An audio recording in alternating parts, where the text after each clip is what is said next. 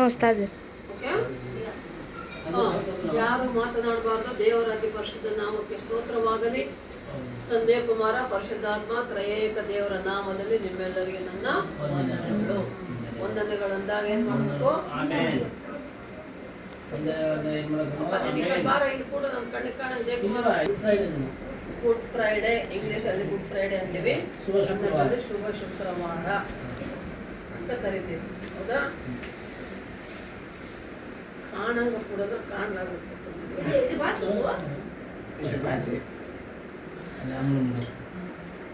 ಸರಿ, ಸಮಯ ವೇಸ್ಟ್ ಮಾಡಬಾರ್ದು. ದೇವರ ಸಮಯ ಇದು, ನಮ್ಮ ಸಮಯ ಅಲ್ಲ, ನಿಮ್ಮ ಸಮಯ ಅಲ್ಲ, ದೇವರ ಸಮಯ. ದೇವರ ಸಮಯದಲ್ಲಿ ನಾವು ದೇವರ ವಾಕ್ಯವನ್ನ ಧ್ಯಾನ ಮಾಡುವಂತ ಸಮಯ.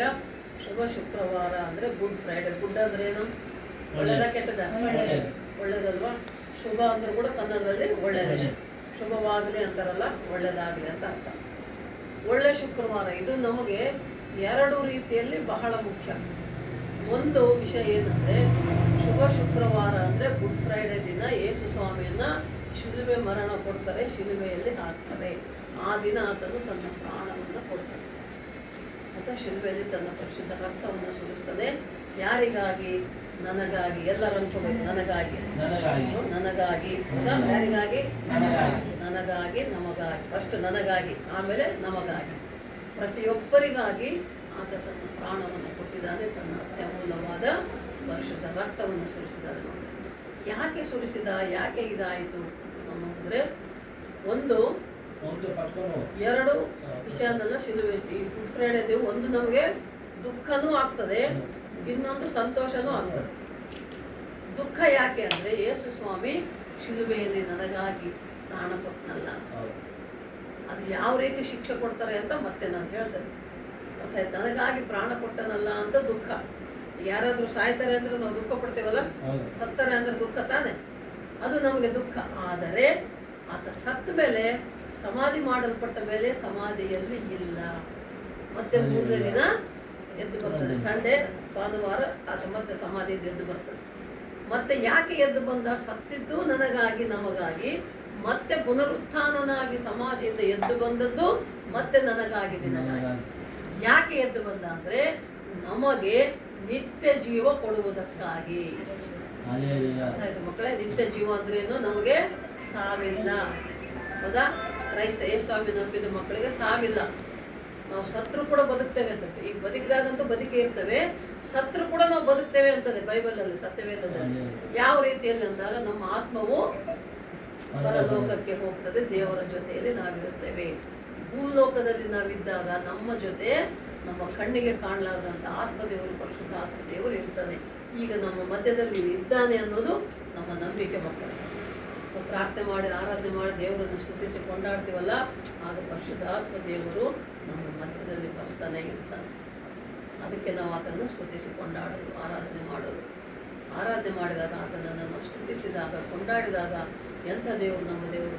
ಸರ್ವಶಕ್ತನು, ಸರ್ವೋನ್ನತನು, ಸರ್ವಾಧಿಕಾರಿ, ರಾಜಾಧಿರಾಜ, ದೇವಾದಿದೇವರು, ಅದ್ಭುತ ಸ್ವರೂಪನು, ಆಶ್ಚರ್ಯಕರನು, ಆರೋಗ್ಯದಾಯಕನು, ಡಾಕ್ಟರ್ಗೆ ಪರಮ ಡಾಕ್ಟ್ರು ನಮ್ಮ ಏಸಯ್ಯ ಅಂತ ನಾವು ಅಂದುಕೊಂಡು ಸ್ತುತಿಸಿ ಕೊಂಡಾಡಿದಾಗ ದೇವರ ಆತ್ಮವು ನಮ್ಮ ಮಧ್ಯದಲ್ಲಿ ಇರ್ತದೆ. ಮಕ್ಕಳೇ, ಹಾಗೆ ನಿತ್ಯ ಜೀವ ಅಂದ್ರೇನು? ಕ್ರೈಸ್ತರು ಅದನ್ನೇ ಹೇಳೋದಕ್ಕೆ ಪರಲೋಕದಿಂದ ಭೂಲೋಕಕ್ಕೆ ನರ ಮನುಷ್ಯನಾಗಿ ಹುಟ್ಟಿ ಬಂದ ಮೊದಲನೇ ಸಲ ಏಸಪ್ಪ ಬಂದು ಬಿಟ್ಟು ಏನು ಮಾಡಿದೆ? ಎಲ್ಲರೂ ಪಾಪ ಮಾಡಬೇಡ್ರಿ, ಪಾಪ ಮಾಡಿದ್ರೆ ಪಾಪಕ್ಕೆ ಸಂಬಳ ಮರಣ, ಮರಣದಿಂದ ನರಕಕ್ಕೆ ನೀವು ಹೋಗ್ತೀರಿ.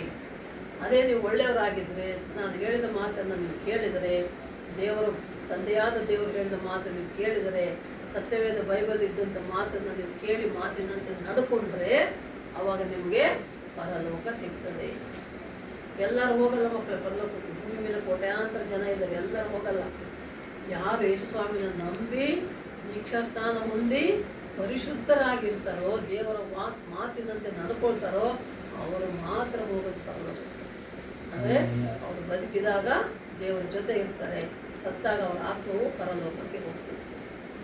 ಮತ್ತೆ 2ನೇ ಸಲ ಬರ್ತಾನಂತೆ ಪುನರುತ್ಥಾನ ಆಗಿ. ಸಂಡೆ ಏನು ಹೇಳ್ತೀವಲ್ಲ, ಸಮಾಧಿಯಿಂದ ಎದ್ದು ಬಂದ ಮೇಲೆ ಮತ್ತೆ 40 ದಿನ ತನ್ನ ಶಿಷ್ಯರ ಜೊತೆ, ತನ್ನ ಎಲ್ಲ ಜನರ ಜೊತೆ ಇದ್ದು ಆತ ಮಾತನಾಡಿ, ಹೋಗುವಾಗ ನಾನು ಮತ್ತೆ ಬರ್ತೇನೆ ಅಂತ ಹೇಳುವಂತ. ಮತ್ತೆ ಬರ್ತೇನೆ ಅಂತ. ಹೌದು ಸ್ವಾಮಿ, ಮತ್ತೆ ನೀನು ಬಂದ್ರಿ, ಯಾವಾಗ ಬರ್ತೀವಿ, ಹೆಂಗೆ ಬರ್ತೀಯಪ್ಪ, ನಮ್ಗೆ ಹೆಂಗೆ ಗೊತ್ತಾಗಬೇಕು ನೀನು ಬರ್ತೀವಿ ಅಂದರೆ.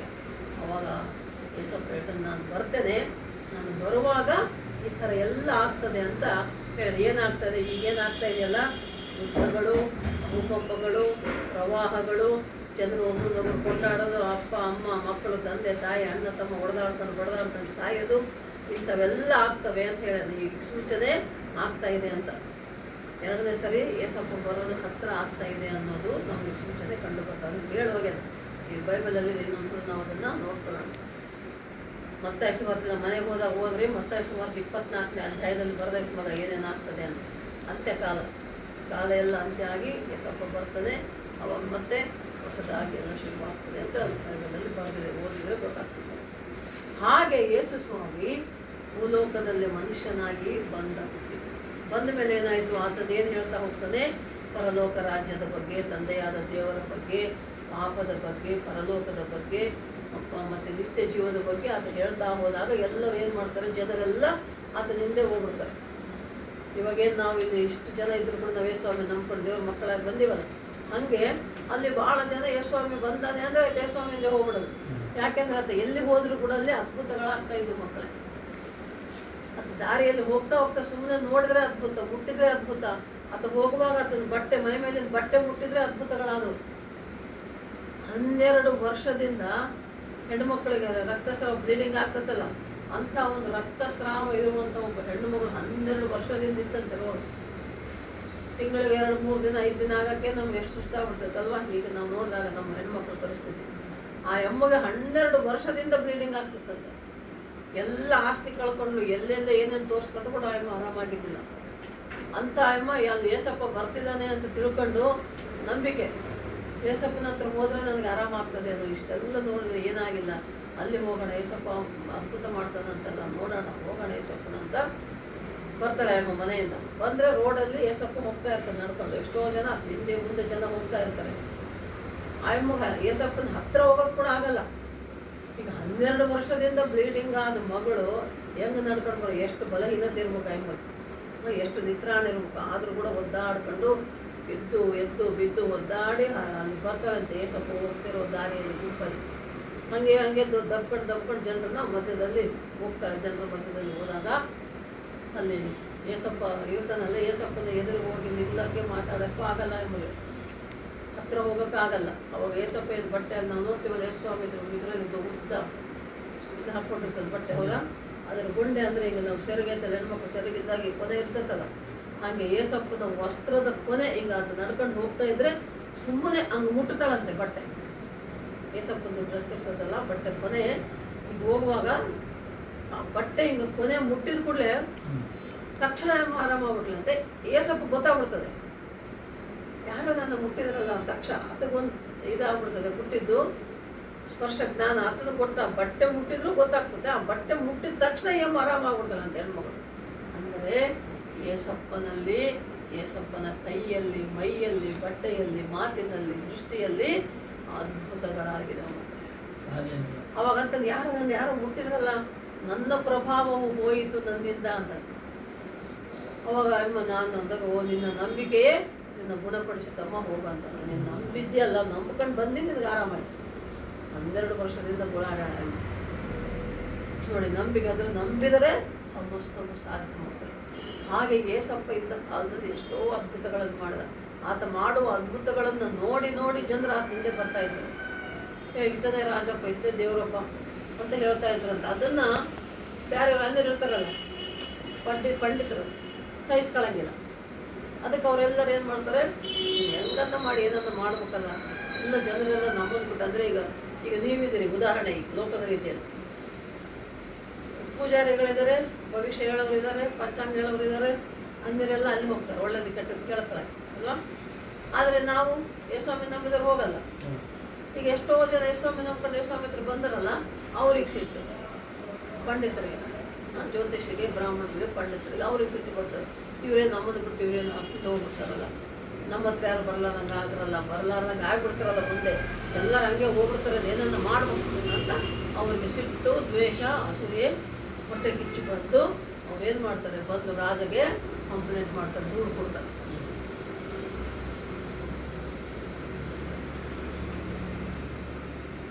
ಆ ಕಾಲದಲ್ಲಿ ರಾಜ ಹೆರೋದ ಅಂತ ರಾಜ ಇದ್ದ.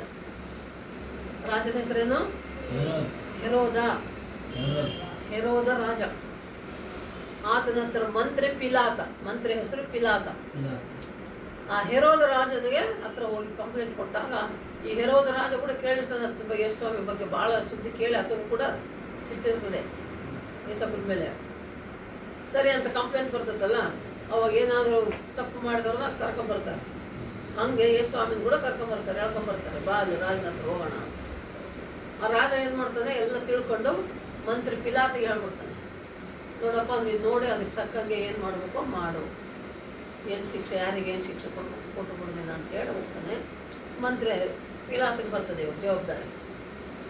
ಎಲ್ಲ ಜನ ಎಲ್ಲ ಗುಂಪು ಕೂಡಿ ಬರ್ತಾರೆ, ಫುಲ್ಲು ಊರು ಜನ ಬಂದುಬಿಡ್ತಾರೆ. ಯೇಸಪ್ಪನ ಕರ್ಕೊಂಬರ್ತಾರೆ, ಯೇಸಪ್ಪನ ಕರ್ಕೊಂಬಂದು ನಿಲ್ಲಿಸ್ತಾರೆ. ಇದಕ್ಕಿಂತ ಮುಂಚೆ ಮಕ್ಕಳು ಏನಾಗ್ತದೆ ಗೊತ್ತಾ, ಯೇಸು ಸ್ವಾಮಿ ಅದ್ಭುತಗಳು ಮಾಡ್ತಾ ಹೋಗ್ತಿದ್ದಾನೆ, ಸುವಾರ್ತೆ ಹೇಳ್ತಾ ಹೋಗ್ತಿದ್ದಾನೆ, ಪರಲೋಕ ರಾಜ್ಯದ ಬಗ್ಗೆ ಹೇಳ್ತಾ ಹೋಗ್ತಿದ್ದಾನೆ, ನಿತ್ಯ ಜೀವದ ಬಗ್ಗೆ ಹೇಳ್ತಾ ಹೋಗ್ತಿದ್ದಾನೆ. ಹೆಂಗೆ ಎಷ್ಟು ಜನ ಇದ್ದಾರೆ ಅಂದರೆ ಎಲ್ಲರಿಗೂ ಗೊತ್ತಿರಲ್ಲ, ಯೇಸು ಸ್ವಾಮಿ ಅಂತಲೇ ಗೊತ್ತಾಗಲ್ಲ. ಅದಕ್ಕೆ ಯೇಸು ಸ್ವಾಮಿ ಅಂತ ಹೆಂಗೆ ಗೊತ್ತಾಗಬೇಕು, ತಿಳ್ಕೊಬೇಕಲ್ಲ ಅಂತ ಅಂದ್ಕೊಂಡು ಅವಾಗ ಏನು ಮಾಡ್ತಾರೆ, 12 ಜನ ಶಿಷ್ಯರಿರ್ತಾರೆ ಯೇಸು ಸ್ವಾಮಿ. 12 ಜನರಲ್ಲಿ ಒಬ್ಬನು ಮೋಸ ಮಾಡಿಬಿಡ್ತಾರೆ. ಅಲ್ಲಿ ಅವರು ರಾಜನ ಕಡೆಯವ್ರು ಬಂದಾಗ ಇವನೇ ಯೇಸು ಸ್ವಾಮಿ ಅಂತ ಹೆಂಗೆ ಗೊತ್ತಾಗ್ಬೇಕು ನಮಗೆ ಅಂದರೆ, ಅವನೇನು ಹೇಳ್ತಾನೆ, ನಾನು ಯೇಸು ಸ್ವಾಮಿಗೆ ಮುದ್ದು ಕೊಡ್ತೀನಿ, ಹತ್ರ ಹೋಗಿ ಮುದ್ದು ಕೊಡ್ತೀನಲ್ಲ ಆತನೇ ನೋಡಿ ಯೇಸು ಸ್ವಾಮಿ, ಹಿಡ್ಕೊಳ್ರಿ ನೀವು ಅಂತ ಹೇಳ್ತಾನೆ. ಅವ ಅಂದ್ರೇನು ಲಾಸ್ಟ್ ಸಪ್ಪರ್ ಅಂತ ಹೇಳ್ತೀವಿ, ಮಗಲ್ಲೇ ಇತ್ತು ನಮ್ಮ ಫೋಟೋ. ಕೊನೆ ಕಡೆ ಕರ್ತನ ಭೋಜನ ನಾಳೆ ಅಂದರೆ ಗುರುವಾರ ರಾತ್ರಿ, ಶುಕ್ರವಾರ ಅಲ್ಲ ಶಿಲ್ಬೆಗೆ ಹಾಕೋದು, ಗುರುವಾರ ರಾತ್ರಿ ಲಾಸ್ಟ್ಗೆ 12 ಜನ, 12 ಜನ ಇದ್ದಾರೆ ಶಿಷ್ಯರು. ಇವಾಗ 12 ಜನ ಶಿಷ್ಯರ ಜೊತೆ ಕೂತು ಊಟ ಮಾಡ್ತಾನೆ. ಊಟ ಮಾಡ್ತಾ ಹೇಳ್ತಾನೆ, ಅವಾಗ ಹೇಳೋದು ನಾವು ಬಲ್ಲಾರಂತ ಮಾತಾಡ್ತೀವಲ್ಲ, ಇದು ನನ್ನ ದೇಹ, ನನ್ನ ಶರೀರ. ರೊಟ್ಟಿಯನ್ನು ಕೊಟ್ಟು ರೊಟ್ಟಿ ತಗೊಂಡು ಮುರಿದು, ಇದು ನನ್ನ ದೇಹ, ನೀವು ಇದನ್ನು ತಿನ್ನಬೇಕು. ಆಮೇಲೆ ರುದ್ರಾಕ್ಷರಸ ತಗೊಂಡು, ಇದು ನನ್ನ ರಕ್ತ, ಇದನ್ನು ನೀವು ಕುಡಿಬೇಕು. ನಾನು ಹೋಗ್ತೇನಲ್ಲ, ನನ್ನ ಹಿಡಿದು ಅದು ಗೊತ್ತು, ನನ್ನ ಹಿಡಿದು ಕೊಡ್ತಾರೆ, ನಾನು ಮರಣ ಹೊಂದ್ತೇನೆ, ಮತ್ತೆ ನಾನು ಬರ್ತೇನೆ. ಆದರೆ ನಾನು ಮತ್ತೆ ಬರೋವರೆಗೆ ನೀವು ಈ ಮಾಂಸವನ್ನು ತಿಂದು ಈ ರಕ್ತವನ್ನು ಕುಡಿಬೇಕು. ಅಂದರೆ ಬಲ್ಲಾರಾಧನೆ ನಾವು ಮಾಡ್ತಾ ಇರಬೇಕು ಅಂತ ನಂಬಿ, ಸ್ವಾಮಿ ನಂಬಿ ದೀಕ್ಷಾ ಸ್ನಾನ ತಗೊಂಡವರು ಪ್ರತಿಯೊಬ್ಬರು ಕೂಡ ರೊಟ್ಟಿ ದ್ರಾಕ್ಷಾರಸವನ್ನು ತಗೊಳ್ಬೇಕು ಅಂತ ಹೇಳ್ತಾನೆ ರಾತ್ರಿ. ಹಂಗೆ ಹೇಳಿ ಮಾತಾಡ್ತಾ ಇರುವಾಗ ಏನು ಮಾಡ್ತಾನೆ ಅವನು, ಯೂದ ಇಸ್ಕರಿಯೋತ ಅಂದರೆ ಯೂದ ಇಸ್ಕರಿಯೋತ ಅನ್ನುವವನು 12 ಜನ ಶಿಷ್ಯರಲ್ಲಿ ಒಬ್ಬನು. ಅವನೇ ಯೇಸು ಸ್ವಾಮಿಯನ್ನು ಹಿಡಿದುಕೊಂಡು, ಯಾಕೆ ಹಿಡಿದುಕೊಟ್ಟಂದ್ರೆ 30 ನಾಣ್ಯಗಳಿಗೆ. ಈಗ ನಮ್ಮ ಪ್ರಕಾರ 30 ರೂಪಾಯಿ ಅಂದ್ಕೊಂಡು, ಅವಾಗೆಲ್ಲ ನಾಣ್ಯಗಳು, ಚಿನ್ನದವು ಬೆಳ್ಳಿವು ಕಾಯಿನ್ಗಳಿರೋವು. ಅಂಥ 30 ನಾಣ್ಯಗಳಿಗೆ ಆತ ಯೇಸು ಸ್ವಾಮಿ ಹಿಡ್ಕೊಂಡ್ಬಿಡ್ತಾನೆ. ಯೇಸು ಸ್ವಾಮಿಗೆ ರಾತ್ರಿಯಲ್ಲಿ ಮಾತಾಡ್ತಾ ಕೂತಾಗ ಕೊನೆಗೆ ಬಂದು ಮುದ್ದು ಕೊಡ್ತಾನೆ. ಆ ಮುದ್ದು ಕೊಟ್ಟಾಗ ಅವನೇ ಯೇಸು ಸ್ವಾಮಿ ಅಂತ ಗೊತ್ತಾಗಿ ಬಂದು ತಿರ್ಗಿ ಬೆಳಗ್ಗೆ ಹಿಡ್ಕೊಂಡು ಹೋಗ್ತಾನೆ. ಗುರುವಾರ ರಾತ್ರಿ ನೋಡಿ ಹೇಳ್ತಾನೆ, ತೋರಿಸ್ತಾನೆ. ಶುಕ್ರವಾರ ಬೆಳಿಗ್ಗೆ ಬಂದು ಹಿಡ್ಕೊಂಡೋಗಿ ಬೆಳಗ್ಗೆ ಅಲ್ಲಿ ನ್ಯಾಯ ಪಂಚಾಯತಿ ಆಗ್ತದೆ. ಎಲ್ಲಿ? ರಾಜನ ಹತ್ರ ಹೋದಾಗ.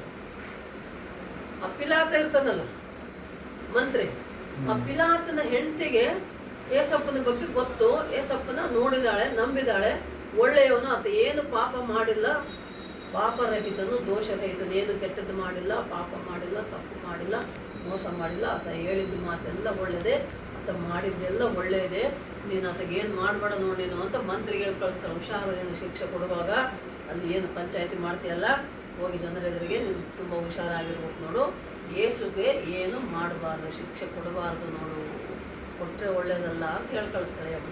ಯಾಕೆಂದರೆ ಅದೇನು ತಪ್ಪು ಮಾಡಿಲ್ಲ, ತಾಯಿ ತಿಳ್ಕೊಂಡಿರ್ತಾಳೆ. ಮಂತ್ರಿ ಹೆಂಡ್ತಿ ತಿಳ್ಕೊಂಡು ಹೇಳಿ ಕಳಿಸ್ತಾಳೆ ಗಂಡನಿಗೆ. ಅವಾಗ ಬರ್ತಾನೆ. ಬಂದಾಗ ಇಲ್ಲಿ ಜನರೆಲ್ಲ ಕೂಡ ಇರಲ್ಲ. ಇವಾಗ ಮುಂದೆ ಕತೆ ನಾನು ನಿಮ್ಗೆ ಹೇಳೋದು ವಿಷಯ. ಅಲ್ಲಿ ಜನರೆಲ್ಲ ಬಂದಿರ್ತಾರೆ, 3 ಜನ ಬಂದಿರ್ತಾರೆ. ಆಮೇಲೆ ಅಲ್ಲಿ ಒಬ್ಬ ಕಳ್ಳ ಇರ್ತಾನೆ, ದೊಡ್ಡ ದರೋಡೆಕೋರ ಕೊಲೆಗಾರ, ಬರಬ್ಬ ಅಂತ ಅವನ ಹೆಸರು. ಏನು ಕಳ್ಳನ ಹೆಸರು? ಬರಬ್ಬ ಅನ್ನುವ ದರೋಡೆಕೋರ ಕೊಲೆಗಾರನು ಬಂದಿರ್ತಾನೆ. ಅಲ್ಲಿ ಯೇಸು ಸ್ವಾಮಿನೂ ಬಂದಾನೆ, 3 ಜನ ಎಲ್ಲ ಬಂದರೆ ಅಲ್ಲಿ ಬರಬ್ಬಗೆ ಶಿಕ್ಷೆ ಕೊಡಬೇಕು, ನ್ಯಾಯ ಪಂಚಾಯತಿ ಮಾಡ್ಬೇಕಂತ ಅವನು ಹೇಳ್ಕೊಂಬಂದಿರ್ತಾರೆ. ಅದೇ ಸಮಯದಲ್ಲಿ ಯೇಸು ಸ್ವಾಮಿನ ಕೂಡ ಹೇಳ್ಕೊಂಬರ್ತಾರೆ. ಅಲ್ಲೆಲ್ಲ ನಿಂದಿಸಿದಾಗ ಈ ಪಂಡಿತರು ಇರ್ತಾರಲ್ಲ, ಆಗ್ಲಾರ್ದವ್ರು, ಯೇಸು ಸ್ವಾಮಿ ಅಂದರೆ ಆಗ್ಲಾರ್ದವ್ರು, ಅವ್ರೇನು ಹೇಳ್ತಾರೆ, ಪಿಲಾತನಿಗೆ ಯೇಸುಗೆ ಶಿಕ್ಷೆ ಕೊಡಬೇಕು, ಯೇಸುಗೆ ಶಿಕ್ಷೆ ಕೊಡ್ಬೇಕು ಅಂತ ಓದಿರ್ತಾರೆ. ಯಾರನ್ನ ಅಲ್ಲಿ ಉಳಿಸೋದಕ್ಕೆ ಯಾರನ್ನ ಒಬ್ಬರನ್ನ ಉಳಿಸೋದಕ್ಕೆ ಅವಕಾಶ ಇರ್ತದೆ. ಒಬ್ಬರನ್ನ ಉಳಿಸೋಕೆ ಅವಕಾಶ ಇದೆಯಪ್ಪ, ಯಾರನ್ನ ಉಳಿಸ್ಬೇಕು, ಯಾರಿಗೆ ಶಿಕ್ಷೆ ಕೊಡ್ಬೇಕು ಅಂತ ಕೇಳಿದಾಗ ಮಂತ್ರಿ ಅವಾಗ ಅಲ್ಲಿ ಏನಂತ ಜನರೆಲ್ಲ ಕೂಗೋದು, ಬರಬ್ಬನ ಬಿಡಿಸ್ಬೇಕು, ಯೇಸುಗೆ ಶಿಕ್ಷೆ ಕೊಡಬೇಕು. ದರೋಡೆಕೋರ, ಕೆಟ್ಟವನು, ಕೊಲೆಗಾರ ಅವನ್ನೇ ಬಿಡಿಸಂತಾರ ಅವ್ರು. ಯಾಕಂದ್ರೆ ಅವ್ರಿಗೆ ಇಷ್ಟ ಇಲ್ಲ ಯೇಸ್ವಾಮಿ ಇದ್ರೆ ಜನರಲ್ಲಿ ಹತ್ತಿಂದ ಹೋಗ್ಬಿಡ್ತಾರಲ್ಲ, ನಮ್ಮ ಹತ್ರ ಯಾರು ಬರಲ್ಲ, ನಮ್ಮ ಮಾತು ಕೇಳಲ್ಲ ಯಾರು ಅಂತ ಅಂದ್ಬಿಟ್ಟು ಅವ್ರು ಪಂಡಿತರೆಲ್ಲ ಏನು ಮಾಡ್ತಾರೆ, ಬೇರೆಯವರೆಲ್ಲ ನಾಯಕರು ಲೋಕದಲ್ಲಿ ಜನ ನಾಯಕರು ಏಸಪ್ಪಗೆ ಶಿಕ್ಷೆ ಕೊಡಬೇಕು, ಏಸಪ್ಪಗೆ ಮರಣ ಶಿಕ್ಷೆ ಕೊಡಬೇಕು, ಬರಬ್ಬನ ಬಿಡಬೇಕು.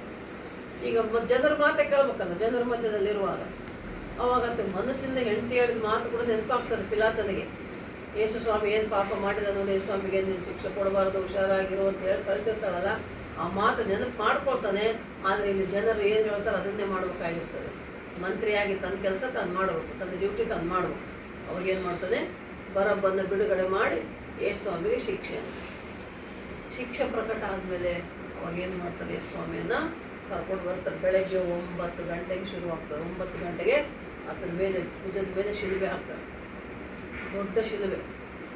ಹೆಚ್ಚು ಕಡಿಮೆ ಅದು 150 kg ಮೇಲೆ ಏನೋ ತೂಕ ಇರ್ತದೆ. ಯಾರದು?